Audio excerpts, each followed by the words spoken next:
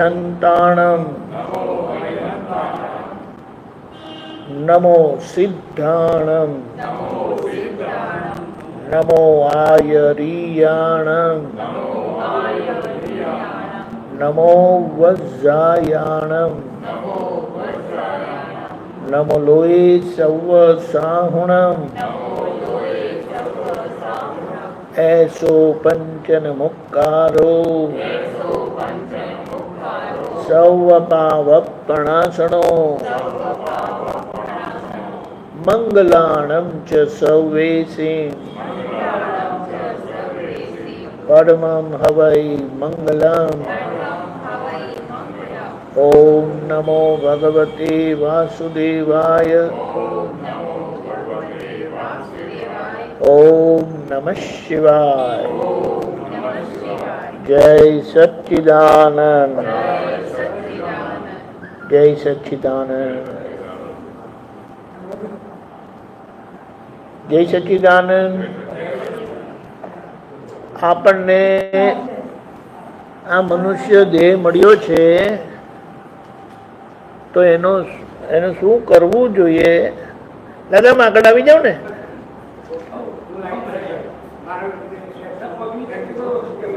ના ના, ખુરશી લઈને આગળ આવો. હા હા, તો વાંધો નહીં. ના ના, સારું સારું, વાંધો નહીં. આ તો એટલે મનુષ્યનો દેહ મળ્યો છે તે શેના માટે છે? બોલો, આ મનુષ્ય ભાવ આપણો શેના માટે છે?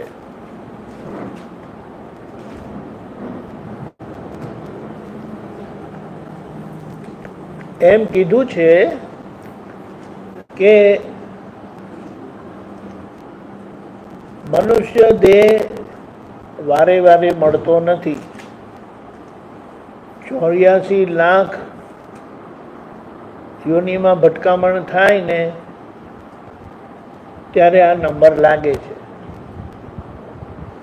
તો પછી આપણે એમાં શું કરી લેવું જોઈએ એ દાદા ભગવાને બહુ સરસ સમજાવ્યું છે. આપણે આપણા મોક્ષનું કામ કરી લેવું જોઈએ. અને તે આપણે ભારતના લોકો છીએ ને, તો ભારતના લોકો પુનર્જન્મને માને છે. નજીક રાખી, પુનર્જન્મને માને છે. માટે આજે આપણે કંઈક કરીએ તો ભવિષ્યમાં એનું પરિણામ આવે. અને આજે આપણે કંઈક એવું કરીએ તો એ પરિણામ રૂપે આપણને મોક્ષ મળે. એટલે ટૂંકમાં એમ કહીએ, ભૂલ કરે તો ભટકવું પડે અને ભૂલ કરવાનું બંધ કરે તો છૂટી જાય. પેલા લોકો લગભગ બહાર બેઠા છે, એમને અંદર બેસવા કેવું હોય તો બોલાવી લો.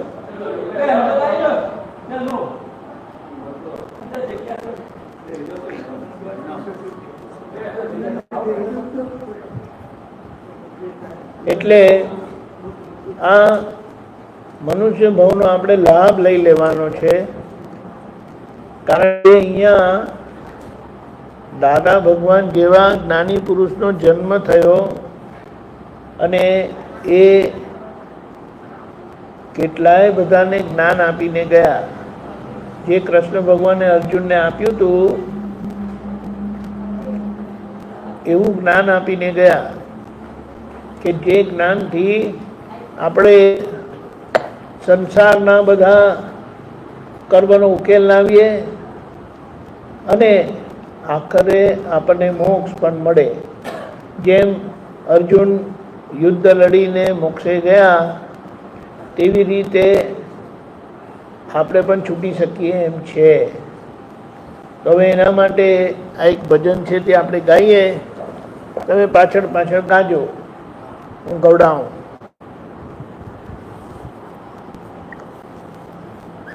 મનુષ્યનો દેહ મળ્યો છે,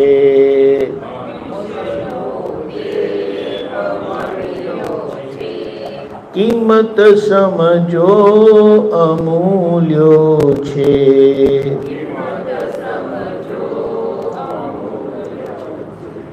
મનુષ્ય ભવ કોક ફેરો હોય, ત્યાં મોક્ષ જ મેળવી લેવો.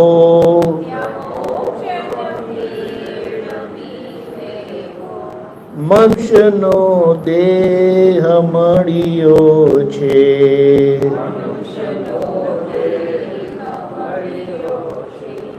કિંમત સમજો અમૂલ્યો છે.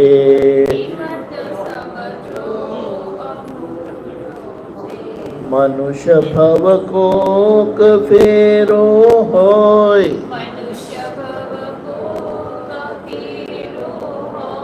ત્યાં મોક્ષ જ મેળવી લેવો.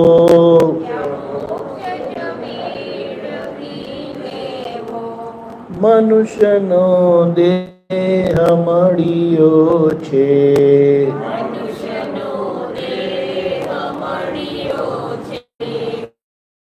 હવે મોક્ષ પ્રાપ્ત કરવા માટે શું કરીએ? કશું ખબર છે?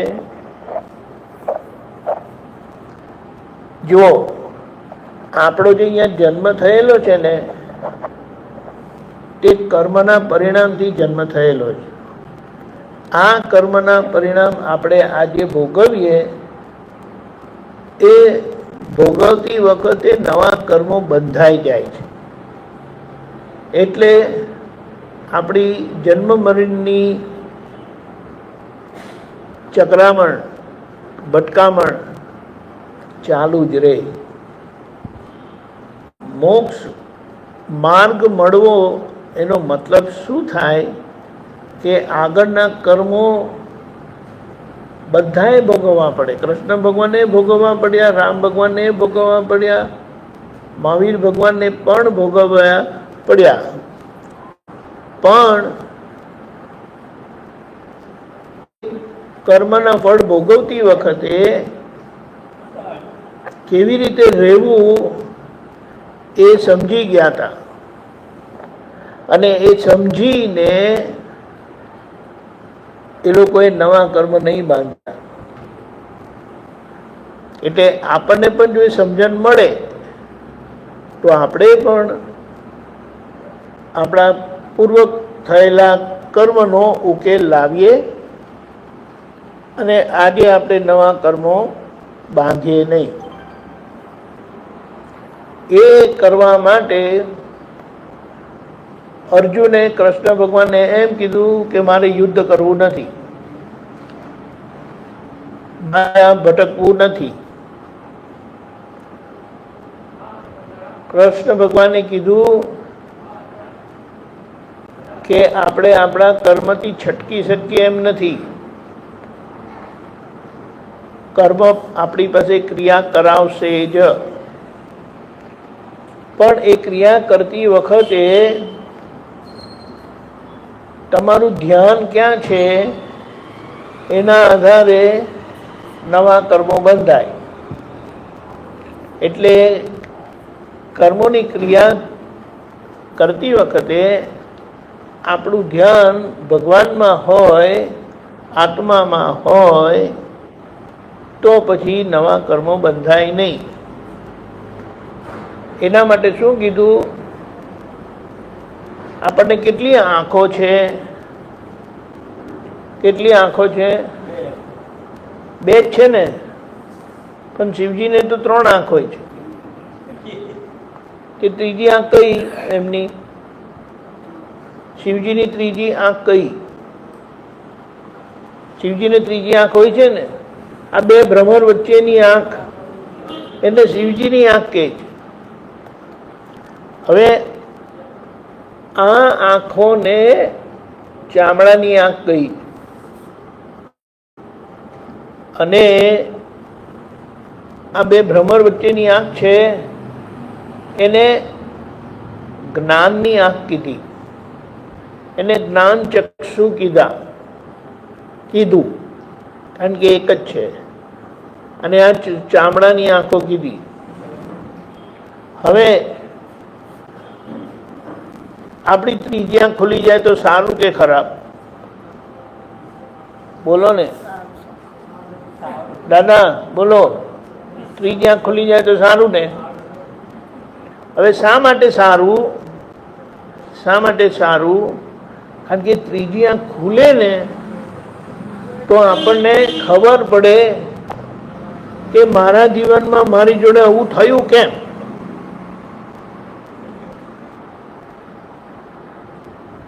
આપણને આપણી ભૂલ સમજાય કે શું ભૂલ થયેલી, તેથી આ મારી વહુ મને આવી રીતે કરે છે, મારો દીકરો મારી જોડે આવી રીતે કરે છે, મારી સાસુમાં એવી રીતે કરે છે, મારા ભાઈ મને એવી રીતે કરે છે, મારા બેન મને એવી રીતે કરે છે, મારા મિત્ર મને આવી રીતે કરે છે, મારા આજુબાજુવાળા મને એવી રીતે કરે છે. ખ્યાલ આવ્યો? હવે એ ત્રીજી આંખનો પ્રતાપ છે કે ત્રીજી આંખ એ જ્ઞાન પ્રકાશ વાળી આંખ છે. એટલે એ જ્ઞાન પ્રકાશમાં જેમની એ આંખ ખુલી ગઈ એમને આ બધું સમજાય, અને આ સમજાવવાથી એમને સામા વ્યક્તિ દુઃખ આપે છે છતાં એ નિર્દોષ દેખાય છે. કેમ? તો એમને એમની ભૂલ દેખાય કે આપણે આ પહેલાં ભૂલ થયેલી ને એનું આ પરિણામ આવ્યું. એટલે સામા જે દુઃખ આજે આપે છે એ નિર્દોષ છે. બોલો. એટલે એ આંખ જે ખોલી આપે એવા કૃષ્ણ ભગવાન, એવા રામ ભગવાન, એવા મહાવીર ભગવાન કે એવા દાદા ભગવાન આ સમયમાં પ્રગટ થયા, ખુલ્લા થયા. સામાન્ય રીતે લોકો આપણને આસનો કરાવે, યોગાસન કરે છે કે મોક્ષ પ્રાપ્ત કરવા માટે યોગાસન કરો, એટલે શરીરનો ઉપયોગ કરાવે. પછી કેટલા કહે કે આ મંત્ર ઉચ્ચારણ કરજો. તમને મંત્ર આપે તમારા કાનમાં જ કહે, અને એ મંત્ર તમારે બોલવાનો. જ્યારે મોકળાશનો સમય હોય ને ત્યારે એ મંત્ર બોલ્યા કરવાનો. એટલે વાણીનો ઉપયોગ કરાવે. પછી કેટલાક આપણી પાસે ધ્યાન કરાવે કે ધ્યાન કરો, ધ્યાનમાં બેસજો તમે.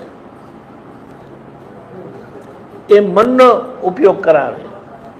એટલે આપણી પાસે મન, વાણી, કાયા રૂપી સાધન જે છે એ સાધનનો ઉપયોગ કરાવે. એ સાધનના ઉપયોગથી શું થાય? તો આપણને પુણ્ય ભેગી કરાવે.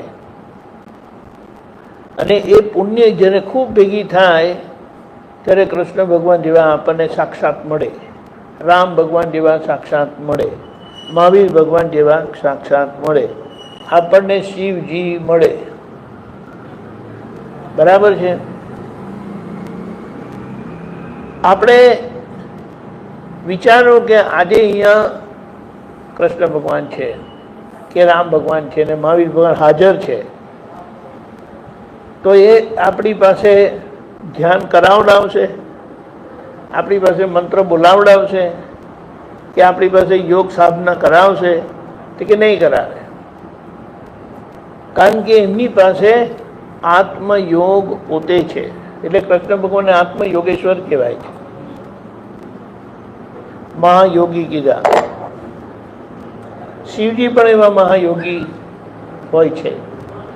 એટલે જ્યારે આવા હોય છે ને ત્યારે આપણને સીધું પ્રાપ્ત થઈ જાય. એટલે એને એમ કહેવાય આપણને આત્મયોગ પ્રાપ્ત કરાવે. અને આત્મયોગ પ્રાપ્ત થાય એટલે આ ત્રીજી આંખ ખુલી જાય. અને ત્રીજી આંખ ખુલી જાય એટલે તમને બધું જેમ છે તેમ દેખાવા માંડે. હવે જેમ છે તેમ દેખાય એટલે શું? આપણી જોડે કોઈ સારું કરે છે ને, એટલે કે આપણને કોઈ સુખ આપે છે તો આપણને તરત ખબર પડી જાય કે આ પેલું સારું કરેલું ને તેનું આ સુખ આવ્યું. એટલે સુખ આપનારા એમની રીતે મરજીથી આપતા નથી, પણ આપણું આપેલું સુખ અપાય છે, મળે છે. એવી જ રીતે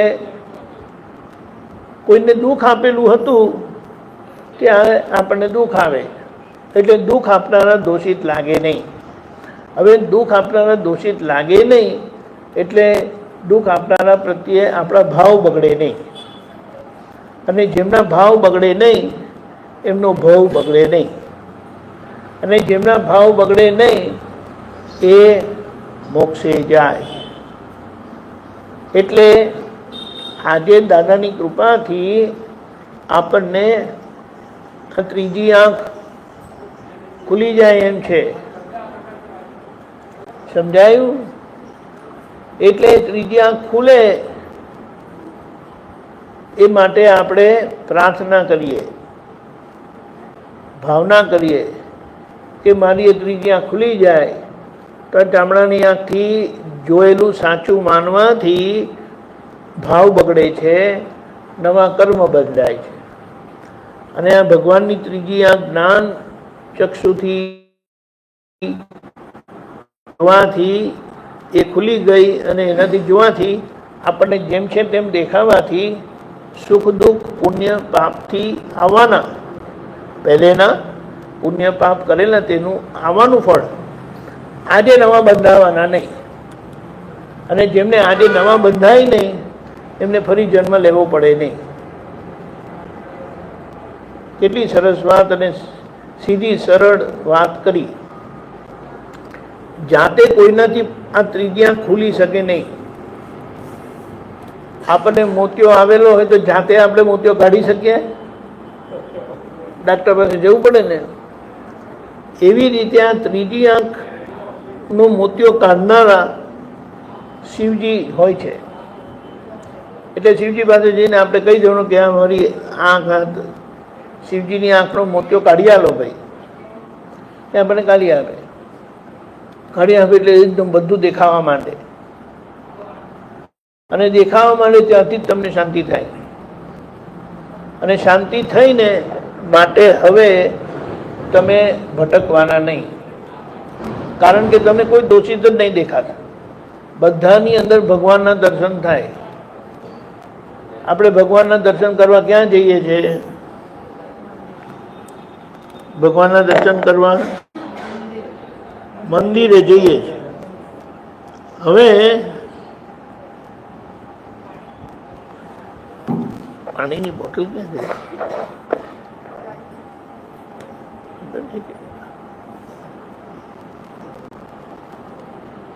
એટલે ભગવાનના દર્શન કરવા આપણે મંદિરે જતા હતા, પણ એ જ ભગવાનના દર્શન આપણી અંદર થાય. તમને ખબર છે અર્ધ નારી સ્વરૂપ, અર્ધ નારી સ્વરૂપ આપણને દેખાડ્યું છે. કેટલાક મંદિરમાં ફોટા મૂકે છે લોકો. જમણો ભાગ શિવજીનો હોય છે ને ડાબો શિવજીના આપણને દર્શન થઈ જાય. અને જેમને શિવજી દર્શન થાય એટલે પોતે શિવ સ્વરૂપ થાય તો શિવજીના દર્શન થાય.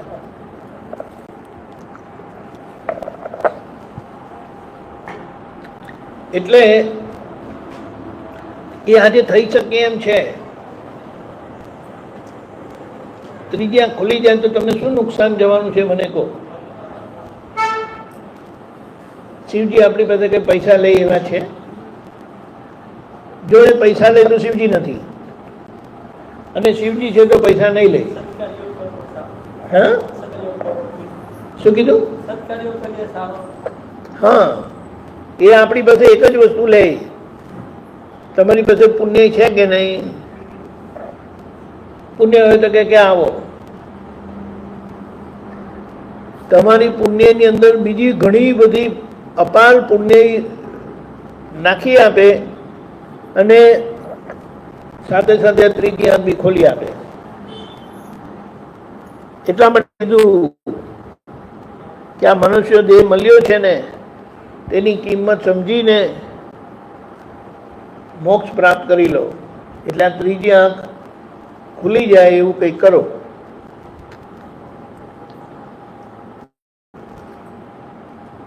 આવો સીધો સરળ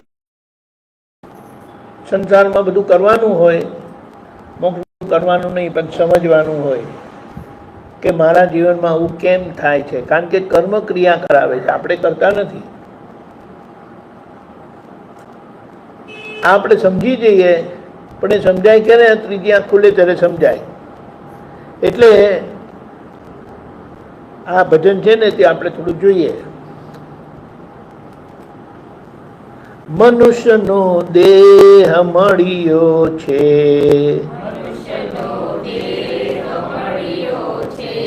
કિંમત સમજો અમૂલ્યો છે.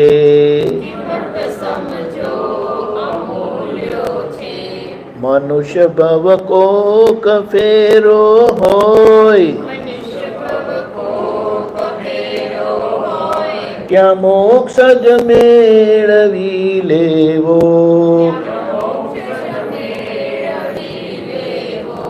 મનુષ્યનો દેહ મળ્યો છે,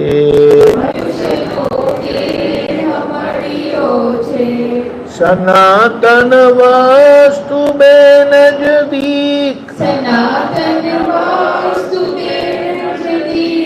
પરિણામે જ યોની બીજ.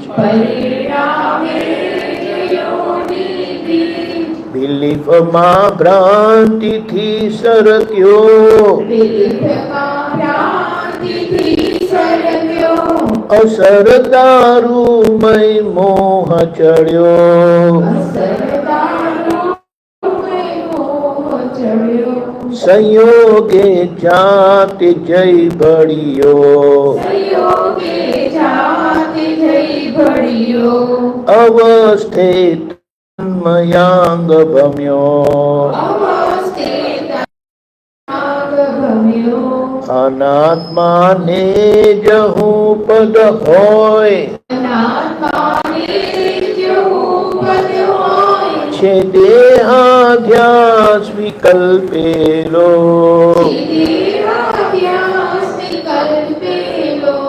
મનુષ્યનો દેહ મળ્યો છે,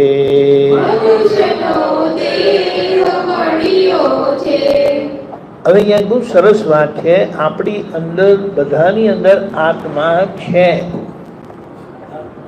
અને આ બહાર શરીર પણ છે. બંને વસ્તુ કાયમના છે. કારણ કે એમ કહેવાય કે શરીર કેવી રીતે કાયમનું છે? જુઓ, શરીર જે વસ્તુનું બનેલું છે ને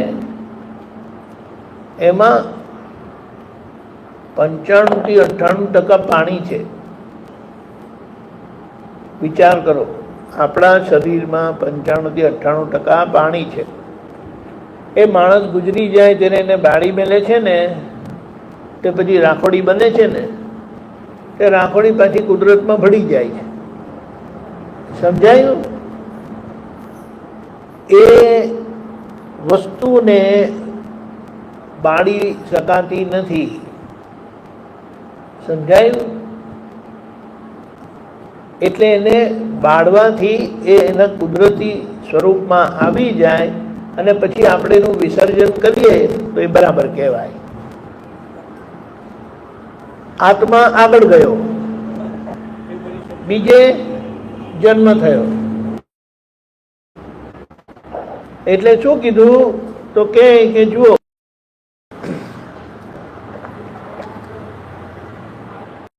શરીર આ રીતે કાયમનું છે, પણ આ દેખીતું શરીર કાયમનું નથી. શરીર જે વસ્તુનું બનેલું છે ને એ કાયમનું છે. એટલે વસ્તુનો વિનાશ થતો નથી, આત્માનો વિનાશ થતો નથી. શરીરને જડ વસ્તુથી બનેલું કીધું છે અને આત્મા ચેતન વસ્તુનું બનેલું છે. ચેતન એટલે જેનામાં જ્ઞાન ક્રિયા છે, જેનામાં જ્ઞાન ગુણ છે અને શરીરમાં ક્રિયાની શક્તિ છે. પણ બે સાથે હોય ને તો શરીર કાર્ય કરે. શરીરમાંથી આત્મા નીકળી ગયો તો પછી શરીર કામ કરી શકે નહીં. એટલે અહીંયા કીધું સનાતન વસ્તુ બે નજદીક, અને એનું જો જ્ઞાન આપણી પાસે હોય નહીં તો આ જે કર્મના પરિણામ આવે એમાં આપણને સારા ખરાબ ભાવ થાય. સારા ભાવ થાય તો પુણ્ય બંધાય ને ખરાબ ભાવ થાય તો પાપ બંધાય.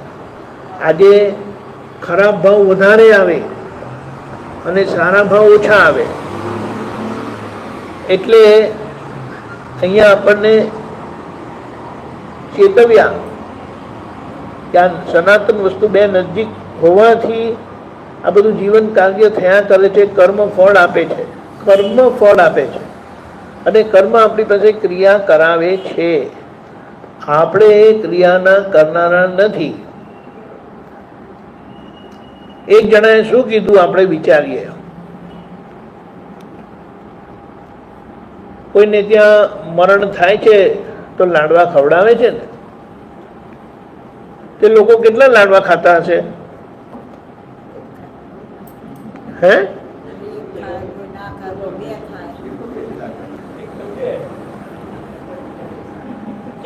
એ તો આજની કેપેસિટી ઓછી થઈ ગઈ છે ને, એટલે હવે આપણે વિચાર કરો કે એક જણાએ 10 લાડુ ખાઈ નાખ્યા, મોટા મોટા. તો એ 10 લાડુ ખાઈ નાખ્યા તો હવે એને શું થાય? એ પચે કેવી રીતે 10 નાખ્યા તો? એટલે એમને એમ થયું કે મારે હવે જાગતા રહેવું પડશે. જેમ આપણે દૂધપાક બનાવતા હોય તો એને ફેરવ્યા કરવો પડે ને, ફેરવ્યા કરવો પડે તો એ સરખો રહે, નહીં તો ચોંટી જાય. એટલે એમને થયું કે મારે જાગતા રહેવું પડશે. હું જાગતો રહીશ તો અંદર ખાવાનું પચશે, સૂઈ ગયો તો નહીં પચે. એમ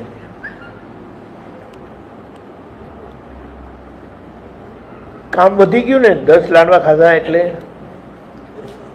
તો જે એના જાણકાર હતા ને તેમણે કીધું, ભાઈ હુઈ જાઓ, તમે નિરાંતે 2 કલાક હુઈ જાઓ, અંદર પચી જશે. પણ જાગતા રહ્યા ને તો ઉત્પાદ થશે. તે બરાબર ખાઈને સુઈ ગયા. 2 કલાક બંધ બધું હરખું થઈ ગયું ને કે હા બહુ સારું થયું તમે હુઈ તો. સમજાયું? એનો મતલબ શું થયો કે જરૂરત કરતા વધારે લાડવા ખાધા અને સૂઈ ગયા તો ખાવાનું સારું પતી ગયું, લાડવા પતી ગયા.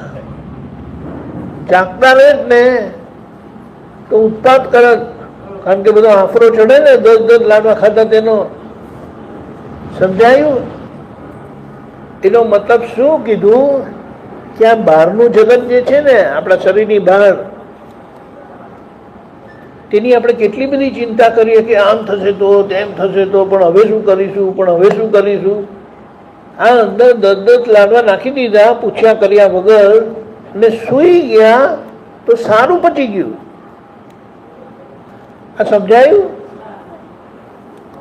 દાદા ભગવાને એમ કીધું, આ બહારની ક્રિયાઓ છે ને તે 30-40% જ છે. આપણા શરીરની અંદર જે ક્રિયા થાય છે ને 60-70% અંદર થાય. એના માટે આપણે વિચાર કરતા નથી અને ફાવે તેમ ગભરાવી દઈએ છે લાડવા. બોલો, શરીર સરસ પચાવી દે છે. આપણું શરીર કુદરતી કહેવાય કે અકુદરતી કહેવાય? કુદરતી છે. આ બહાર જે છે તે બધું કુદરત છે કે નથી? આ બહાર છે ને તે કુદરત છે, પણ અંદરનું કુદરત છે ને સ્વયં સંચાલિત છે. બહારનું પણ સ્વયં સંચાલિત છે, પણ એનું જ્ઞાન નથી. એટલે બહાર કરવા જાય છે અને અંદર કરવા જાય છે તો એના જ્ઞાની આપણને કહે કે હુઈ જાઓ તો અંદર કામ થઈ જશે. જ્યારે આપણને એવા જ્ઞાની મળે કે આ બહારના ભાગમાં પણ સૂઈને ચાલે એવું છે. એટલે કૃષ્ણ ભગવાને એમ કીધેલું કે હું ખુલ્લી આંખે ઊંઘું છું અને બંધ આંખે જાગું છું. એટલા માટે કીધું કે જ્યાં જગત જાગે છે ને ત્યાં કૃષ્ણ ભગવાન કે હું ઊંઘું છું, અને જ્યાં જગત ઊંઘે છે ત્યાં એ પૂર્ણ જાગ્રત છે. અહીંયા જાગવાનું ને ઊંઘવાનું કોને કીધું? તો કે જગતના લોકો કરતા ભાવમાં જાગે છે.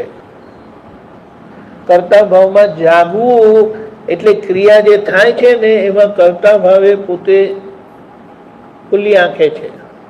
ત્યારે કૃષ્ણ ભગવાન જ્ઞાની પુરુષ એ બંધ આંખે છે. ખુલ્લી આંખે પણ બંધ આંખ છે, કારણ કે એ કરતા નથી, અને તેથી એ મોક્ષે જવાના. અને એમણે આ જ દ્રષ્ટિ જે અર્જુનને આપી, એ અર્જુન એમના જીવન કર્મના યુદ્ધ કરીને મોક્ષે ગયા. મુદ્દો કહેવાનો શું છે કે જ્યાં બહારની જગતની ક્રિયાઓને સંજોગો માટે આપણે ઉત્પાત કરીએ છીએ કે શું થશે, શું થશે, શું થશે, અને અંદર માટે આપણે બિલકુલ ચિંતા કરતા નથી, અને તોય અંદર ચાલ્યા કરે છે. તેવી રીતે બહાર પણ ચિંતા કરવા જેવું નથી. બહાર પણ સરસ ચાલે એવું છે, પણ આપણી આ ત્રીજી આંખ ખુલે તો એ સમજાય. એટલા માટે કીધું આ બે વસ્તુ, આ શરીર જે તત્વનું બનેલું છે, જે આપણે રાખોડી કીધું ને, બાળી મેલે ત્યારે રાખોડી થાય, એનો વિનાશ થઈ શકતો નથી, અને આત્માનો વિનાશ થતો નથી. આત્મા આગળ જાય છે, શરીર અહીંયા રહી જાય. પણ આત્મા જે જાય છે આગળ, એના ભેગા બીજી બે વસ્તુ જાય છે. એક તો આપણા કર્મો, અને બીજું સૂક્ષ્મ શરીર. આત્મા, સૂક્ષ્મ શરીર અને કારણ શરીર, એમ ત્રણ ભેગું જાય છે. અને જેવું કારણ એટલે જેવા કર્મો કરેલા તે પ્રમાણે જન્મ મળે. મનુષ્ય શરીર એવું છે કે મનુષ્ય ભવમાંથી તમે ચાહો તો દેવ થઈ શકો, સ્વર્ગમાં જઈ શકો. લોકોને દુઃખ આપો તો નરકમાં જવું પડશે. ચિંતા કરશો તો જાનવરમાં જવું પડશે. અને મનુષ્યના કાર્ય કરશો એટલે હકનું ભોગવે, અણહક ભોગવે નહીં, તો પાછા મનુષ્યમાં આવશે. આજે લોકો યા તો બીજાને દુઃખ આપે છે, યા ચિંતા કરીને પોતે દુઃખી થાય છે. માટે મનુષ્યમાં આવ્યા છતાં એ મનુષ્યપણું ખોઈ બેસવાના છે. આપણે પોતાની જાતે તપાસ કરવા જેવી છે. ચિંતા થાય છે, મારા જીવનથી કોઈને દુઃખ થાય છે, તો ત્યાં ચેતી જજો, પાછો મનુષ્ય ભાવ નહીં મળે. સ્વર્ગની તો વાત જ નહીં કરતા. શા માટે? સ્વર્ગમાં કોણ જાય કે પોતાના કર્મનું, હકનું આવેલું સુખ પણ બીજાને આપી દે. કોણ પોતાનું સુખ બીજાને આપે? તે કે માંડ મારી જ પાસે આવ્યો તો હું બીજાને કેમ કરીને આપું? સમજાયું? આ મુશ્કેલી છે. પણ છતાં આપણા અહીંયાનું જીવન શેના માટે છે? તે કે આ લોક એટલે આ જીવન પહેલેના કર્મનું પરિણામ છે, અને પરલોક એટલે આગલા અવતારનું જીવન આ જીવનમાં હું કેવી રીતે જીવું છું એના પર આધાર રાખે. એટલે જે પરલોક માટે જીવે છે તે પોતાના કર્મનું આવેલું સુખ પણ બીજાને આપી દે છે. આ સમજાયું? પણ જેમને આ સમજણ પડેલી હોય તે, આ સમજણ તો કોની પાસે હોય? તે કે માન સુખ આવ્યું તો હું પાછું બીજાને આપી દઉં, જાઓ જાઓ એમ કે તમારું જ્ઞાન તમારી જ પાસે રાખો એમ કે. પણ જેમને આ સમજણ પડી ગઈ છે કે આજનું સુખ તો ગયા અવતારમાં પુણ્ય કરેલાનું ફળ છે, પણ એ જો હું આપી દઉં બીજાને તો હું સ્વર્ગમાં જાઉં. એટલે સ્વર્ગમાં જવા માટેનો રસ્તો આ છે. અને જે પોતાના હકનું ભોગવે છે તો એ મનુષ્યમાં આવે છે પાછું. પણ આજે તો પેલાને ત્યાં બહુ પૈસા છે ભાઈ, તો ત્યાં આપણી નજર હોય છે. પેલાના ખેતરમાં સારો પાક થયો, મારા ખેતરમાં ઓછો થયો, તો ભાવ બગાડે. નથી બગાડતા. આ કર્મનું પરિણામ છે. ઈચ્છા નથી હોતી તો એ બગડી જાય. એટલે આવા વખતે આપણે સમજવું શું, તો કે એમણે પુણ્ય કરી છે પહેલા, એટલે એમને પાક સારો થાય છે. આપણે પાપ કરીને આવેલા છે એટલે આપણે ત્યાં ઓછું ઉત્પાદન થાય છે. પણ આવી સમજણથી કોણ રહેશે? એટલે આપણે શું કહીએ કે આ વાત આપણે સમજી જઈએ તો આપણને મોક્ષ માર્ગ મળે અને આપણે આપણું કલ્યાણ કરીએ. આગળ વાંચીએ. ચાલો.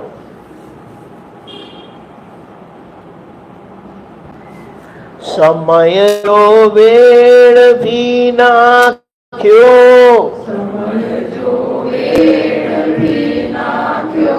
વખત દૂડધાણી કરી કાઢ્યો, વિષય અજ્ઞાનમાં રાચ્યો,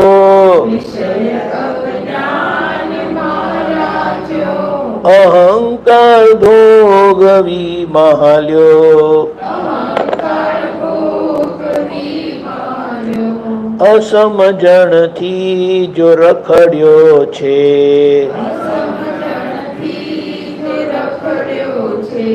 ત્રિપાદે જો ભટક્યો છે,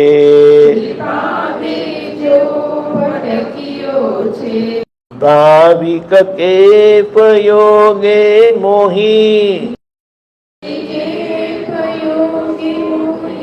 દબાણો મય ભાવે કેવો,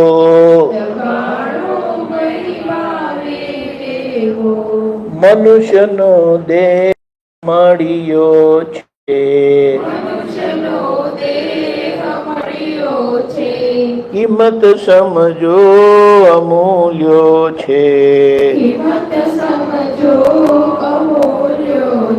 એટલે શું કીધું? આ સમય આપણને મળ્યો છે મનુષ્ય જીવનનો, તેને વેડફી ના નાખશો. ગામના પાદરે 5-6 દાદાઓ બેઠા, તે બેસીને સત્સંગ કરે છે કે આખા ગામની વાતો કરે છે? બોલો, સાચું સાચું કહેજો. નવરા પડીને આખા ગામની વાતો કરે. હે, તમે જાણો છો આમના ઘરે આવું થયું? હે, મને ખબર જ નથી. બોલો, ક્યારે થયું? અરે ઓલા દિવસે થયું. અને ચાલે. એની વહુ એવી છે, એમનો દીકરો એવો છે, એ પોતે એવા છે, એમના સાસુ એવા છે. અને શું કીધું? બેસીને ટીકા. હવે ટીકા નિંદાથી શું થાય એનું ફળ જાણો છો? આપણને એમ થાય કે મેં તો કોઈની ટીકા નિંદા કરી, કોઈ માણસની કરી, કોઈ સાસુની કરી, કોઈ ભાઈની કરી, કોઈ બેનની કરી. પણ એમની અંદર ભગવાન છે કે નથી? બોલો ને. હા, તો આપણે જે ટીકા નિંદા જેમની કરીએ છીએ ને તે એમના અંદરના ભગવાનને જાય. અને ભગવાન એટલે નારાયણ સ્વરૂપ. નારાયણના અર્ધાંગની કોણ? લક્ષ્મીજી. એટલે જે ટીકા નિંદા કરે ને એમના ઘેર લક્ષ્મી દર્શન આપવા આવે નહીં. જો આ તકલીફ આપણને કેવી રીતે આવે છે આપણે જાણતા જ નથી. પણ જાણીએ નહીં અને ગમે ત્યાં હાથ નાખે અને હાથ કપાઈ જાય તો પછી ભૂલ કોની? આપણે સમજવું જોઈએ ને. પણ બેસીને આવી રીતે ટીકા નિંદા કરે, કુથલી કરે, પણ એ બધા નુકસાનીના ધંધા છે. એટલે અહીંયા એ વાત કીધી કે સમય જો વેડફી નાખ્યો. અને બીજું શું? તો કે બધું સમય બધો મોજ શોખમાં કાઢે છે. આજે મશીન આવ્યું છે ને ફોનનું, તે પહેલાં તો રોજ સાંજે ને રાત્રે 1-1, 2-2, 3-3 કલાક ભજન કરતા હતા. હવે કરો છો ગામમાં ભજન? અહીંયા માંડમાં મંદિરમાં પણ કોક આવે તે કે હમણાં મારો સિરિયલનો ટાઈમ છે, પેલી સિરિયલ મારે જોવાની છે. બોલો, ખ્યાલ આવ્યો? એટલે આપણો સમય જે વેડફાઈ જાય છે તે બધું ધૂળ ધાણી થઈ જાય, નુકસાન. મનુષ્ય દેહમાં એ આપણને નુકસાનીનો ધંધો છે. નહીં તો પછી આવી રીતે ટાઈમ બગાડે. એટલે એનાથી શું થાય? જે પાપ કર્મ બંધાય ત્યાં મનુષ્ય દેહ પાછો આવે નહીં. અને આ દેહ મહામૂલ્યો, મહા મુશ્કેલીથી આપણને આ મનુષ્ય દેહ મળ્યો તો આપણે આપણા મોક્ષનું કામ કરી લેવું. અને જેમનું આ મોક્ષનું કામ થઈ ગયું, ભયો થઈ ગયું કામ. આગળ જોઈએ. લઘુત્તમ હારીને જીતશે, સ્વરૂપમાં સ્વસ્થ તે રહેશે,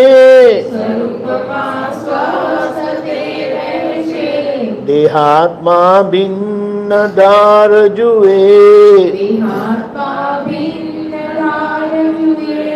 અતીન્દ્રિય સુખ જાણી જીવ્યો, નિવેડો જ્ઞાન જડિયો છે, અલૌકિક માર્ગ મળ્યો છે, વિજ્ઞાની કોક ફેરો હોય, શુદ્ધાત્મા જ મેળવી લેવો, મનુષ્યનો દેહ મળ્યો છે, કિંમત સમજો અમૂલ્યો છે,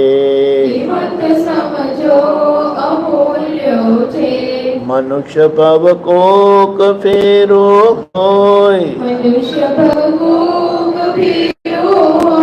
ત્યાં મોક્ષ જ મેળવી લેવો,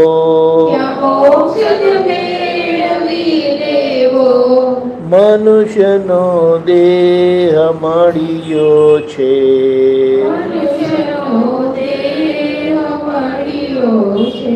શું કીધું? કોને મોટા નથી થવું હતું? બધાને મોટા થવું છે. નાના કોઈ થવું નથી. હવે જેટલા કહેવાતા મોટા પુરુષો હતા ને તે બધા નાનપથી જીવેલા, નાનપથી જીવેલા. હવે એ નાનપથી જીવેલા ને તેથી એ બધાના હૃદયમાં ઘર કરેલું એમણે. કૃષ્ણ ભગવાન એવા નાના થઈને રહેલા, રામ ભગવાન એવા નાના થઈને રહેલા, મહાવીર ભગવાન એવા નાના થઈને રહેલા, પણ અંદરથી એ વિરાટ હતા. અંદરથી વિરાટપણું કોને કીધું? કે એમને કોઈની જોડે જુદાઈ લાગી નહીં. બધામાં એમણે પોતાના જ દર્શન કર્યા, બધામાં એમણે પોતાને જોયા. એમનું વિરાટપણું હતું. અને બહાર એકબીજાના જીવનમાં એ નાના થઈને રહ્યા. તેથી બધાના હૃદયમાં જગા કરી શક્યા. એટલે અહીંયા કીધું કે લઘુત્તમ હારીને જીતશે, સ્વરૂપમાં સ્વસ્થ રહેશે. એટલે પોતે પોતાના આત્મામાં પાક્કા રહેશે. શરીર અને આત્માને ભિન્ન જોશે કે આ બધાનું શરીર અને મહી આત્મા જુદો છે. આ પાંચ ઇન્દ્રિયોનું સુખ એ કર્મનું સુખ દુઃખ છે. અને આ ત્રીજી આંખ અને એનાથી સમજણ જે પડે છે એને અતિન્દ્રિય સુખ કીધું. કારણ કે ઇન્દ્રિયથી સમજાતું નથી, તે અતિન્દ્રિય સુખથી જીવે છે. એટલે કીધું કે જ્ઞાનથી સમાધાન છે, નિવેડો આવશે. અને આ અલૌકિક માર્ગ નીકળ્યો છે દાદા ભગવાન થકી. અલૌકિક માર્ગ એટલે તપ ત્યાગ કરવાનું, ઘર છોડો, સાધુ થાવ, સંન્યાસી થાવ તો મોક્ષ થાય એવું નથી. ઘરમાં રહીને બધી જવાબદારીઓ નિભાવતા આ તમારી ત્રીજી આંખ, શિવજીની ત્રીજી આંખ ખુલી જાય અને તમે પછી સીધા મોક્ષે જાઓ. બોલો, કંઈ કરવું છે એવું તમારા પર છે. કરવું હોય તો આજે થઈ ગયા એમ છે, ના કરવું હોય તો તમે જાણો. ખબર પડી? આજે દાદા ભગવાનનું એ યોગ બળ કામ કરી રહ્યું છે એટલે યોગ બળથી તમારી આ ત્રીજી આંખ ખુલી જાય. પછી તમે જે ધર્મ કરતા હોય, વૈષ્ણવ હોય, સ્વામિનારાયણ હોય, હિન્દુ હોય, મુસ્લિમ હોય, ક્રિશ્ચન હોય, કોઈ પણ હોય, કોઈ સાધુને માનતા હોય, કોઈ સંતને માનતા હોય, કોઈ માતાજીને માનતા હોય, એ માનતા રહેજો. પણ આ વિજ્ઞાન જાણી લો, ત્રીજી આંખ ખુલે એવું કંઈ કરી લો. બોલો, તો તમને તમારી અંદર શિવજી પ્રગટ થયા એવો તમને પોતાને અનુભવ થશે. કરવો હોય તો કહેજો, નહીં તો પછી આપણું આ જીવન સારું છે. સંસારનું સુખ જોઈતું હોય તો આપણાથી કોઈને દુઃખ ના થાય એ ખાસ જોજો.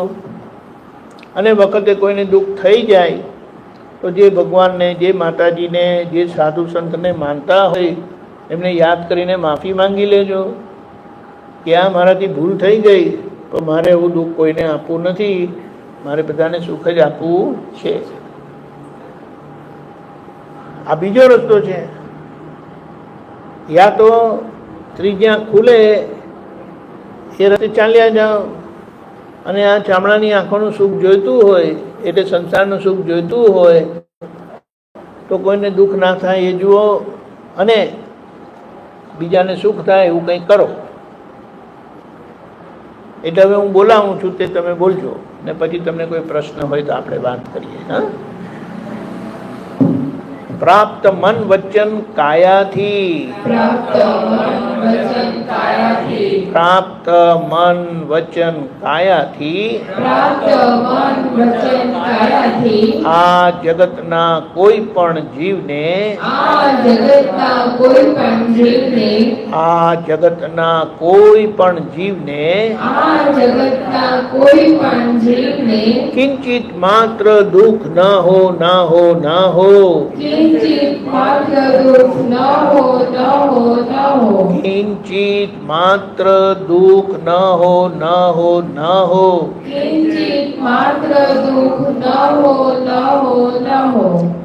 આટલી પ્રાર્થનાથી શું થાય કે જ્યારે જ્યારે આપણાથી કોઈને દુઃખ થઈ જાય તો તરત અંદર બેલ વાગશે, ઘંટી વાગશે, ભૂલ થઈ, ભૂલ થઈ, ભૂલ થઈ કરીને.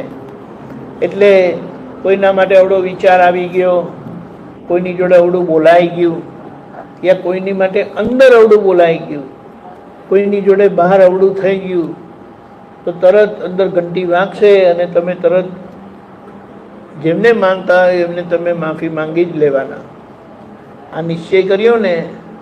અને દાદા ભગવાને એમ કીધું છે કે જે આવો ભાવ કરીને બેઠા છે કે મારા મન વાણી કાંઈ કોઈને પણ દુઃખ ન હો, તેને હું ઉચકીને મોક્ષે લઈ જઈ, એટલે એમને હું તેડીને મોક્ષે લઈ જઈ. આપણને કોઈ કહે હવે આ ઉંમર થઈ ને કે તમારી પાસે ચાલતા ચાલતા આવો, તો કે આ પગ ચાલતા નથી ને તમે ચાલવા કહો છો, આંખે માંડ દેખાય છે ને તમે કહો કે હવે આમ કરો ને તેમ કરો, એ બધું નહીં થાય. એટલે આપણામાં એક ખબર છે, એક શ્લોક છે, મુકમ કરો દીવાચાલમ અંગુલંગે તે ગિરમ યત્રૂપાતમહમ વંદે બ્રહ્માનંદમ માધવમ. શું કહેવા માંગે છે? મારાથી બોલાતું નથી, પંગુ છું, ચલાતું નથી. તમે ઉચકીને મને મોક્ષે લઈ જતા હોય તો હું આવું, નહીં તો હું મારા ઘેર ચૂકી છું. ખ્યાલ આવ્યો? પણ માધવ એટલે એવા કૃષ્ણ ભગવાન, એવા રામ ભગવાન, એવા મહાવીર ભગવાન એવા સમર્થ હતા ને એમણે કશું કરાયું નહીં, એ ઉચકીને મોક્ષે લઈ ગયા. એ અર્જુનને એવી રીતે લઈ ગયા, હનુમાનજીને એવી રીતે લઈ ગયા રામ ભગવાન, ને મહાવીર ભગવાન ગૌતમ સ્વામીને લઈ ગયા. સમજાયું? હવે આપણે બીજી પ્રાર્થના બોલીએ. ભગવાન આપણી અંદર બિરાજમાન છે, એ જ કૃષ્ણ ભગવાન છે, એ જ રામ ભગવાન છે, એ જ મહાવીર ભગવાન છે, પણ એમની ઓળખાણ નથી પડી. ઓળખાણ પડે તો પછી ભગવાનનો વાસ મારી અંદર જ છે એવું સમજાય, અને એટલી બધી શક્તિ ખુલ્લી થાય કે પછી એ શક્તિ જ આપણને ભૂલ કરવા દે નહીં. એ સમજણ જ આપણને ભૂલ કરવા દે નહીં, અને ભૂલ ના થઈ તો આપણે સીધે સીધા છૂટી જઈએ. હે અંતર્યામી પરમાત્મા, હે અંતર્યામી કૃષ્ણ ભગવાન પરમાત્મા, હે કૃષ્ણ ભગવાન પરમાત્મા, હે અંતર્યામી વાસુદેવ નારાયણ પરમાત્મા, હે અંતર્યામી શ્રી રામ ભગવાન પરમાત્મા, હે અંતર્યામી શ્રી મહાવીર સ્વામી પરમાત્મા, આપ દરેક જીવ માત્રમાં બિરાજમાન છો, તેમજ મારામાં પણ બિરાજેલા છો. આપનું સ્વરૂપ તેજ મારું સ્વરૂપ છે, મારું સ્વરૂપ શુદ્ધાત્મા છે. હે શુદ્ધાત્મા ભગવાન, હું આપને અભેદ ભાવે અત્યંત ભક્તિપૂર્વક નમસ્કાર કરું છું. અજ્ઞાનતાએ કરીને મેં જે દોષ કર્યા છે, મન વાણી કાયાથી લોકોને દુઃખ દીધા છે, અભાવ તિરસ્કારના દોષો કર્યા છે, અશાતના વિરાધનાના દોષો કર્યા છે, માન ભંગ, અપેક્ષા ભંગ, ઈચ્છા ભંગ, ચારિત્ર ભંગના દોષો કર્યા છે. તે સર્વ દોષોને આપની સમક્ષ જાહેર કરું છું. તેનો હૃદયપૂર્વક ખૂબ પસ્તાવો કરું છું, અને આપની પાસે ક્ષમા પ્રાર્થું છું. હે પ્રભુ, મને ક્ષમા કરો, ક્ષમા કરો, ક્ષમા કરો, અને ફરી એવા દોષો ક્યારે ના કરું. એવી આપ અમને શક્તિ આપો. હે શુદ્ધાત્મા ભગવાન, આપ એવી કૃપા કરો કે અમને ભેદભાવ છૂટી જાય, મારું તારું છૂટી જાય, અને અભેદ સ્વરૂપ પ્રાપ્ત થાય. અમે તમારામાં અભેદ સ્વરૂપે તન્મયાકાર રહીએ. જય સચ્ચિદાનંદ.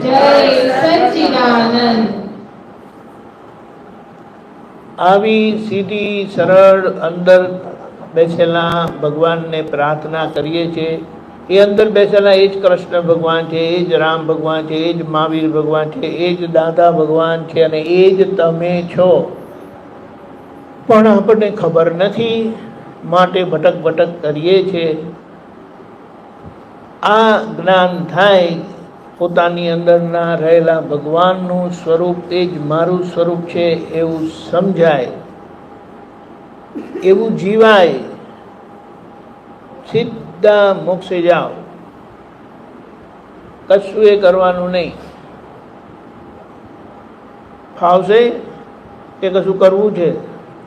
આ ઉંમરે કરવા કહે તો કે તમે જ કરજો.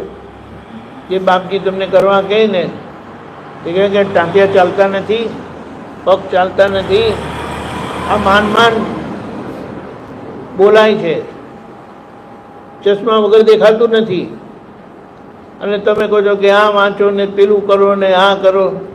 હવે કાંઈ થાય નહીં. તમે ઉચકીને લઈ જવાનો હોય તો આ હું આવ્યો તમારી જોડે, બોલો. ફાવે એવું છે? એવી છે વાત. આજે કૃપાથી આવો કૃપાનો રસ્તો ખુલ્લો થયેલો છે. તમારી ભાવના થાય તો કહેજો. આપણે ક્યારે રાખ્યું છે? 27 તારીખે. 28 તારીખે હડિયોલ આ કૃપાના યોગનો પ્રયોગ રાખેલો છે. તમારે ખાલી એટલી મહેનત કરવી પડે, અહીંયાથી તમારે હડિયોલ આવવું પડે. હા, અહીંયા વધારે થાવ તમારે ત્યાં તો હડિયોલ વાળાને અહીંયા બોલાય છે, અને ત્યાં વધારે હોય તો અહીંના વાળા ત્યાં આવજો. જેવું તમે તમારી ઈચ્છા પ્રગટ કરજો તો આપણે કંઈ કરીએ. હવે કોઈ પ્રશ્ન હોય તો વાત કરો. ચાલો, જે તમને કંઈ મૂંઝવતા પ્રશ્ન હોય.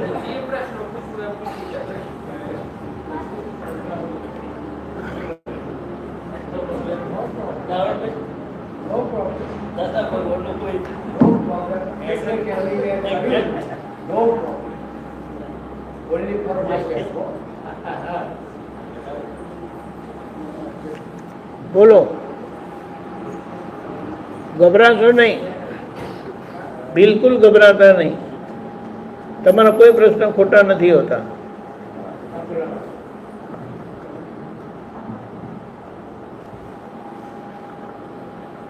તો તમે એ વાત કરો તો પછી કઈ વાત નીકળશે.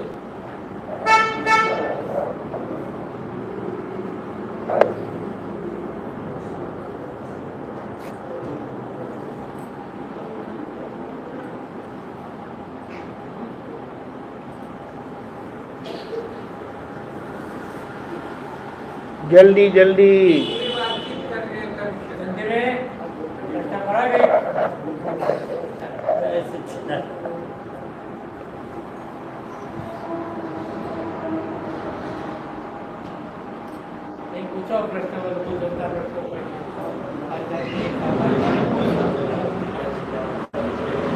પૂછે તો પંડિત થવાય. શું કીધું?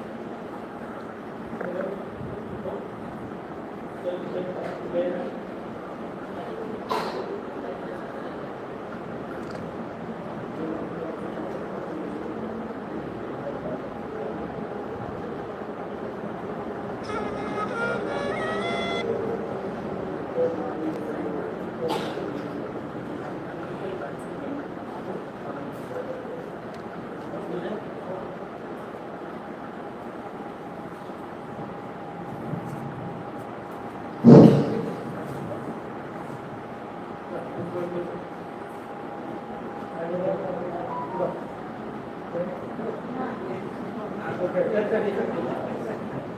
સાસુ વડે જેટલું થાય છે મારે શું કરવું?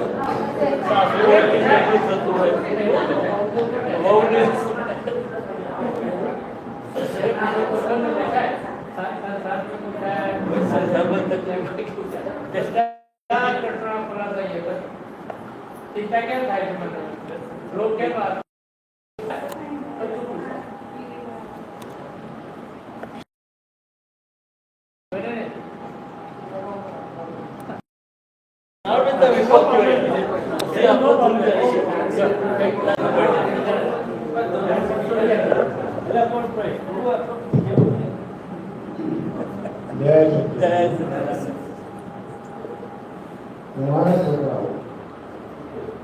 કુંવારા છોકરાઓ હા ને સંસારનો રહેવા દેવા કે આ જ્ઞાન આપી અને કુંવારા જ રહેવા દેવા આવો જ પ્રશ્ન બધાના માટે જો એક વસ્તુ કેવી છે, કોઈને આપણાથી કહેવાય નહીં કે તમે પરણો, કોઈને આપણાથી કહેવાય નહીં કે બ્રહ્મચારી થાવ.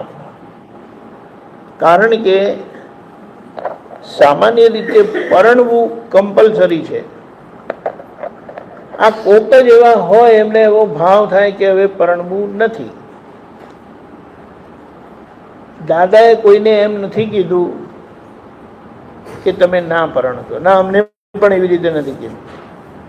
અમે તો બધા ભણેલા હતા, ઉલટું એમ કહેતા હતા તમે પરણો તો એક છોકરીનું ઘર સચવાય એમ, પણ અમે ના પાડી. એટલે પરણો કે ના પરણો, આ જ્ઞાન પ્રાપ્ત કરી લો તો આ જ્ઞાનથી તમે જે ભૂલ કર્યા કરો છો તે ભૂલ કરતા બંધ થઈ જશો, તમારું કલ્યાણ થશે અને ભેગું ભેગું તમે જ્યાં જશો ત્યાં લોકોનું પણ કલ્યાણ થશે. એટલે દાદા ભગવાનનો હેતુ એમ હતો કે કેમ કરીને હું જીવતા મંદિર બનાવું. છે બધા મંદિરો જ, પણ એમને જ્ઞાન મળવાથી એમની અંદર ભગવાનની પ્રતિષ્ઠા થાય છે અને ભગવાનની પ્રતિષ્ઠા થવાથી અંદરના શિવજી જાગૃત થઈ જાય અને એ જાગૃત થયેલા શિવજી જેમને ત્રીજી આંખ ખુલી જાય છે તે પોતાનું પણ કલ્યાણ કરે અને બીજાનું પણ કલ્યાણ કરે. એ કલ્યાણ કરવા માટે એમણે બ્રહ્મચારી થવાની જરૂરત નથી, એમને પરણવાની પણ જરૂરત નથી. પરણવું હોય તો પરણે, પરણીને એક પતિ વ્રત કે એક પત્ની વ્રતનું પાલન કરે અને જે બ્રહ્મચારી છે તે એવી રીતે રહે. એટલે એવો કોઈ કાયદો નથી, પણ જેમને આ જ્ઞાન થાય એ મોક્ષે જાય. કૃષ્ણ ભગવાનને સંસારી હતા, રામ ભગવાન સંસારી હતા, મહાવીર ભગવાન પણ સંસારી હતા. એટલે સંસારી પણ મોક્ષે જતા રોકતું નથી, પણ અજ્ઞાન રોકે છે.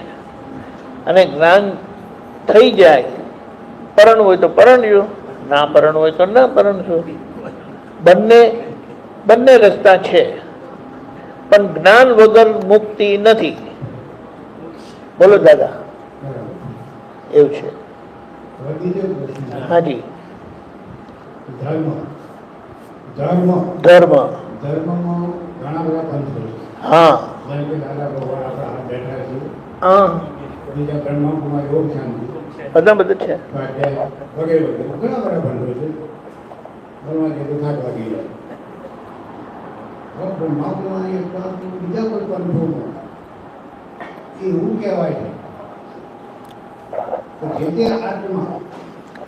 જે તે આત્મા પોતાનો રોલ ભજવી રહ્યો છે. હા સમજો કે કોઈ એક વ્યક્તિ ગુસ્સો આવ્યો, એનો કોઈ વ્યક્તિ પ્રત્યે નફરત છે, એને એનો માર્યો અથવા એને એનું ખૂન કર્યું, તો ખૂન કર્યું એટલે ખૂન કરનાર એ એનો રોલ છે કે શું, એ મૂંઝવણ છે. આ રોલ પ્રમાણે ચાલી રહ્યું છે એ સમજાતું નથી. જુઓ, આમાં નિયમ એવો છે ને કે બધાએ પોતાના રોલ જ ભજવવાના છે.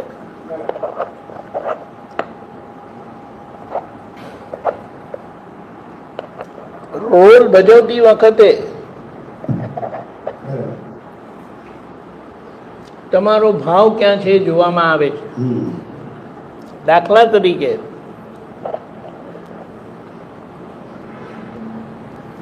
આપણે દાખલો લઈએ ઇતિહાસનો જ. અશ્વત્થામા દ્રોણાચાર્યના પુત્ર, એમણે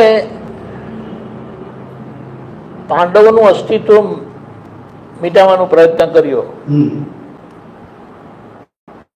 અર્જુનના જે પુત્ર હતા એટલે ગર્ભવતી હતા, એમને પરીક્ષિતને મારવાનો પ્રયત્ન કર્યો. એનો આશય જે હતો ને એ બહુ જોખમ વાળો હતો. કૃષ્ણ ભગવાને શું કીધું? જે આ સમાજનો છેલ્લો દીપક છે કે જ્યાં સમાજનું ઉત્કર્ષ કરે એવો છે, ઉપર લઈ જાય એવો છે, તારે એને ભૂસી નાખવું છે? અને હું વાસુદેવ નારાયણ તને કરવા દઈશ અને તું મારી સામે આવું હીન કાર્ય કરશે તો હું જોયા કરીશ. આ વાસુદેવ નારાયણ હસ્તક્ષેપ કરશે ને નહીં કરવા દે. પણ તારી આ હીન ભાવના છે ને, સમયના અંત લગી મમતા માટે તું તરસતો રહેશે, તારી મમતા સમાશે નહીં અને તારો જે આ મણી છે ને એ મણી પણ નીકળી જશે. એને સમજાવ્યું પણ અશ્વત્થામાને, પ્રભુ મારી ભૂલ થઈ ગઈ. એમ કે બહુ મોડું થઈ ગયું, બહુ મોડું થયું, કારણ કે તે મને પૂછીને કર્યું નહીં કે તારી જોશમાં આવીને, આવેશમાં આવીને, ક્રોધમાં આવીને ત્યાં શસ્ત્ર ચલાવ્યું, સમજ્યા વિચાર્યા વગર. આવી રીતે થાય છે. એટલે સમજવાનું છે શું કે આ બધા ધર્મો છે ને એની જગ્યાએ બરાબર છે, કોઈની કાંઈ ભૂલ નથી. બધા આપણને એક ધોરણથી બીજા ધોરણ પર લઈ જાય છે. કોને ખોટા કહેવું? કોઈ ખોટા નથી. બધા કોઈ બીજામાંથી ત્રીજામાં લઈ જાય છે, કોઈ ત્રીજામાંથી ચોથામાં લઈ જાય, કોઈ પાંચમામાંથી છઠ્ઠામાં લઈ જાય. એવી રીતે પ્રગતિના ધોરણે તમને આગળ વધાવે છે, માર્ગદર્શન કરે છે. છેલ્લું સ્ટેશન જ્ઞાની પુરુષનું હોય છે કે એ જે જ્ઞાની પુરુષ મળે તો તમારું કલ્યાણ થઈ જાય. એટલે આ બધા સંપ્રદાયો છે એ ખોટા નથી, પણ જે એકબીજાને ખોટા કહે છે ને એ બરાબર નથી. એનો મતલબ શું થાય? જાણે કે હું 5મા ધોરણમાં આવ્યો, 4થું ધોરણ મેં પાસ કરી નાખ્યું, હવે હું કહું કે 4થું ધોરણ કાઢી નાખો, એના જેવી વાત થાય. તો ત્રીજામાંથી ચોથામાં આવે કેવી રીતે? એટલે આ બધાનો આશય સમજવાનો છે, હેતુ સમજવાનો છે, અને હેતુ સમજી જઈએ તો એવી બધી ભૂલ ના કરે. એટલે બધા ધર્મો દાદા ભગવાને કીધું એની જગ્યાએ સાચા છે, પણ એને એક જ થર્મોમીટરથી માપશો નહીં, ફૂટપટ્ટીથી માપશો નહીં. એની જગ્યાએ સાચા છે, સરખા નથી. એટલે બધા જ માર્ગદર્શકો એની જગ્યાએ સાચા છે. એટલે જે સાચી સમજણ મળે અને બધા સાચી સમજણ જ આપે, એક ધોરણથી બીજા ધોરણની આપે, એમ આગળ વધતા વધતા પછી એમને જ્ઞાની પુરુષ મળે કે જ્ઞાની પુરુષ પાસેથી જ્ઞાન લઈને એમનું આ ત્રીજી આંખ ખુલી જાય તો પોતાની અંદર શિવજીના પોતાને દર્શન થાય અને પોતાની અંદરના ભગવાનના દર્શન કરે એટલે એમને બધાની અંદર એ જ શિવજીના દર્શન થાય. જે કૃષ્ણ ભગવાને અર્જુનને આત્મવત સર્વે ભૂતે શું કરીને કરી આપ્યું હતું કે બધા ભૂતોમાં, એટલે કે જીવ માત્રમાં ભગવાન રહેલા છે. એ બધા જીવો ભગવાનના મંદિર છે. કયા મંદિરને કાઢી નાખવું ખબર પડી. એટલે આ બહુ સંકુચિત દ્રષ્ટિનું કારણ છે અને ભેદભાવનું કારણ છે. અને આજે જોવા જઈએ તો આખા જગતમાં ધર્મના આધારે જે ભેદભાવ છે ને એ બહુ મોટો છે. અને સાચા ખોટાનો, મોટા થવાનો બહુ મોટો શું કહેવાય દોષ છે. જે ખરેખર મોટું નાનો હોતા નથી. અને જો મોટા હોય, કોઈ મોટા હોય તેમની જવાબદારી થાય છે નાનાને સાચવવા, નાનાને ધક્કા નહીં મારવાના. બોલો. એટલે આ બધી સંકુચિત દ્રષ્ટિવાળાનું કારણ છે. પણ જ્યારે જ્ઞાની પુરુષ મળે ત્યારે આપણી દ્રષ્ટિ સમ થાય, બેલેન્સ થાય. અને સમ દ્રષ્ટિ થઈ, ભલે જન્મજાત તમે વૈષ્ણવ છો, જન્મજાત હિન્દુ છો, જન્મજાત સ્વામિનારાયણ છો, જૈન છો, મુસ્લિમ છો, ક્રિશ્ચિયન છો, યહૂદી છો, જે છો તે એને કંઈ લેવા દેવા નથી. પણ બધાની અંદર કેન્દ્રમાં આત્મા છે. એ બહારનું શરીર વૈષ્ણવ હોય, બહારનું શરીર સ્વામિનારાયણ હોય, બહારનું શરીર કોઈ સંતને માનતું હોય, કોઈ ભુવાને માનતું હોય, કોઈ માતાજીને માનતું હોય, બધા એમની રીતે સાચા છે. પણ જેમને વિજ્ઞાન મળી ગયું એ વિજ્ઞાનથી આ ત્રીજી આંખ ખુલી જાય, એમને બધા ભેદભાવ મટી જાય. અને જેમનો ભેદભાવ ગયો એ થઈ ગયો ભગવાન. અને ભગવાન થઈ ગયો. ભગવાન એટલે જે જ્ઞાનથી પરિપૂર્ણ છે. ભગ એટલે પ્રકાશ. કયો પ્રકાશ? જ્ઞાન પ્રકાશ. લક્ષ્મીવાન, ચારિત્રવાન કરીને કહીએ છીએ ને આપણે. એટલે જે ભગવાન થાય એમની અંદર ભગવદ્ ગુણો પ્રગટ થાય, એ પોતે જ પ્રકાશ સ્વરૂપ થઈ જાય. અને એ પ્રકાશ સ્વરૂપે બધા જ પ્રકારના ભેદભાવમાંથી છૂટી જાય. એમનું એ કલ્યાણ કરે ને લોકોનું એ કલ્યાણ થાય. બોલો. આપણે જે વાતો કરી, જે વાતો કરી, હા, શરૂઆતથી અત્યાર સુધી એમાં ખૂબ મજા આવી.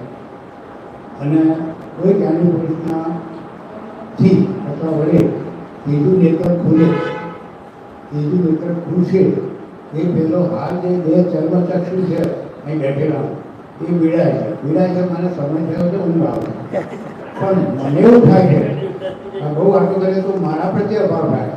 પણ તો કંઈક આટલું કેમ પડે? પણ એક પ્રશ્ન છેલ્લો કરું. હાજી બોલો બોલો. આપણે સમજીએ છીએ, બધાની હું રજા લઈ બધી, આપણે એવું સમજીએ છીએ કોઈ દરેકમાં એટલે ભગવાન સર્વવ્યાપી અહીં બેઠેલા આખા જગતના તમામ જીવોમાં બરાબર છે. ભગવાન સર્વેમાં છે.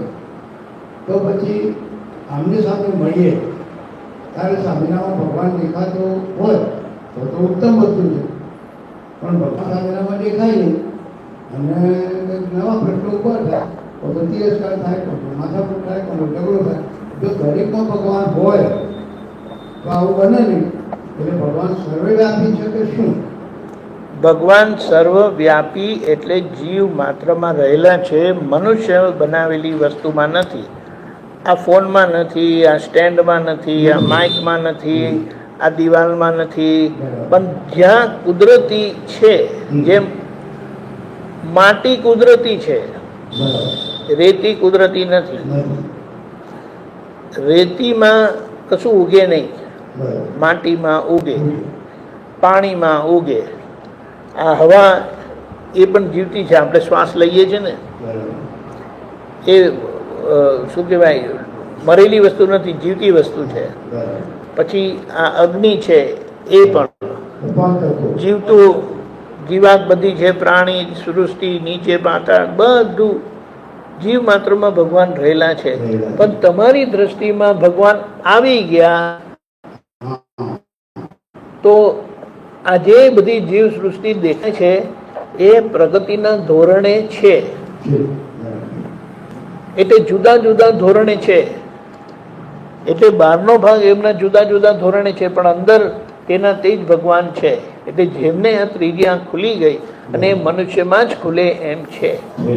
અને મનુષ્યની બહુ મોટી જવાબદારી થાય, એમને જો આ ત્રીજી આંખ ખુલી જાય અને એ રીતે પોતે સંયમથી જીવે. સંયમથી જીવવું એટલે કોઈને દુઃખ ન હો.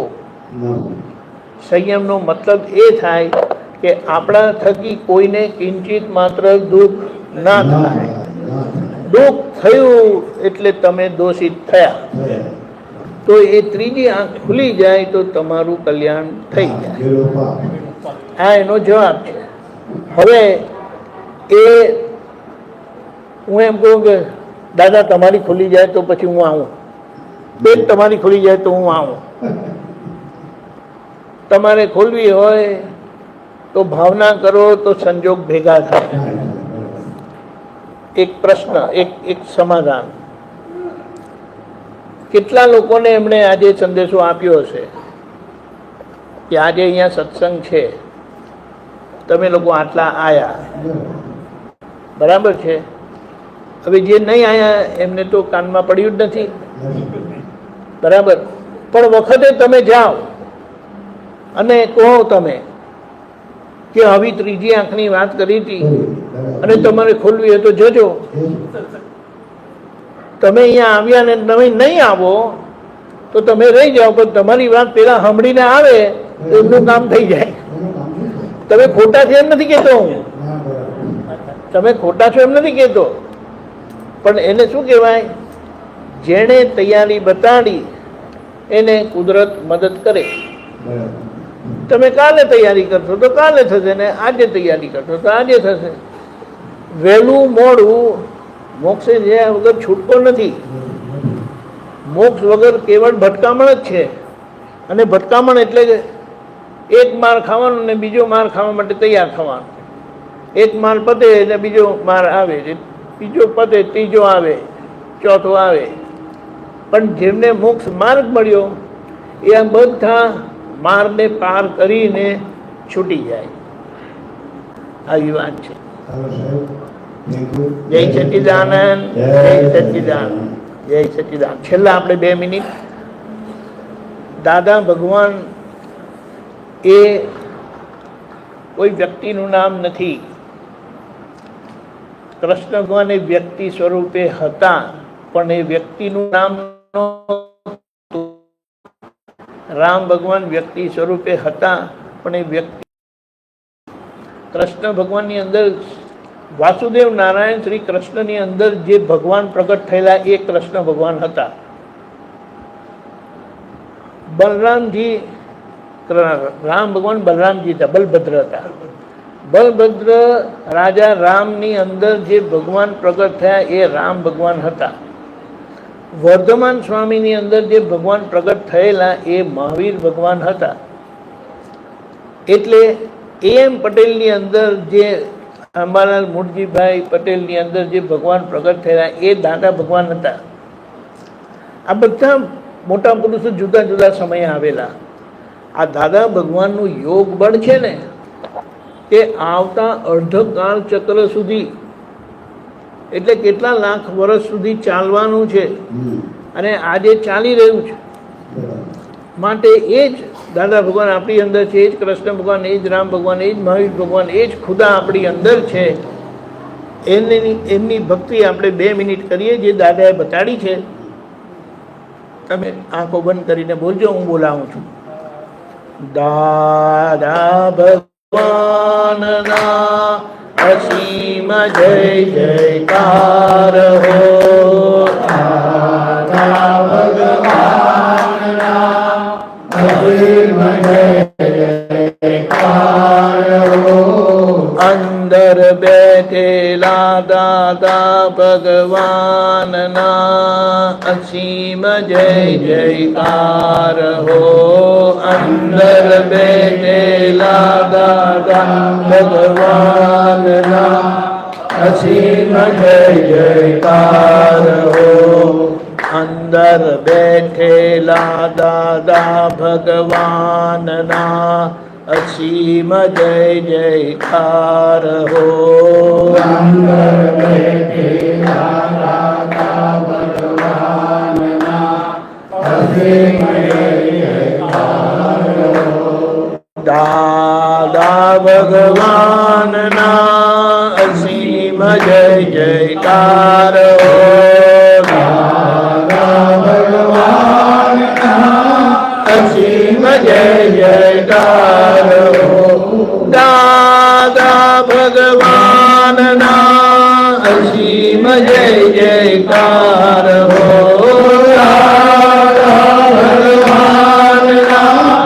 અસીમ જય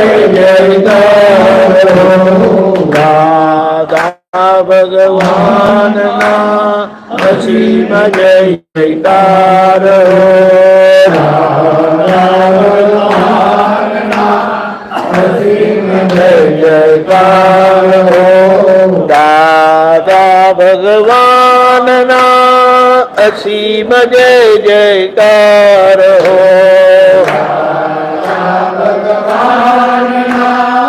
અસીમ જય જયકાર હો. દાદા ભગવાનના અસીમ જય જયકાર હો.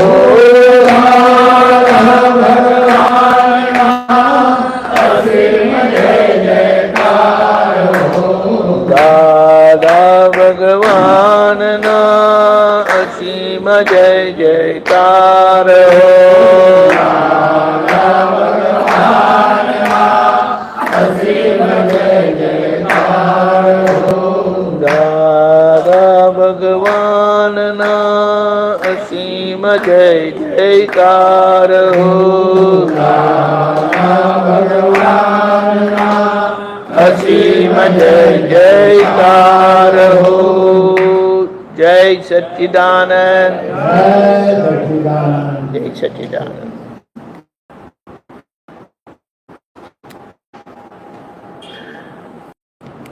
આ થોડી પુસ્તકો અહીંયા છે, જેમને જોઈએ તે આપજો. આ શું છે?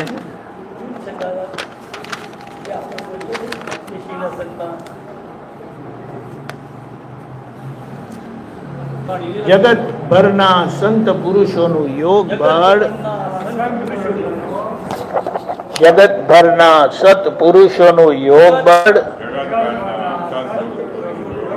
અને પ્રગટ જ્ઞાની પુરુષ દાદા ભગવાનનું યોગ બળ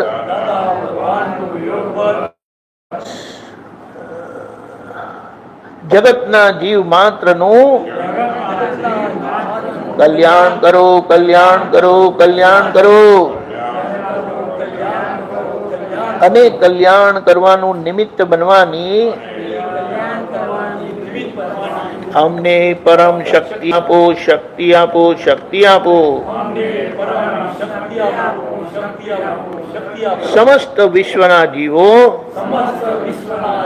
સુખ અને શાંતિને પામો. જગત કલ્યાણ હો, જગત કલ્યાણ હો, જગત કલ્યાણ હો. વારસ અહો દાદાના સુરવીર તારે લાવજો. કાયર બનો ના કોઈ દી, કષ્ટ સદા કંપાવજો. રે સિંહના સંતાનને શિયાળ તે શું કરી શકે? સંકટ મેં ટકે એક ના ધરનાર છે. જય સચ્ચિદાનંદ. જય સચ્ચિદાનંદ.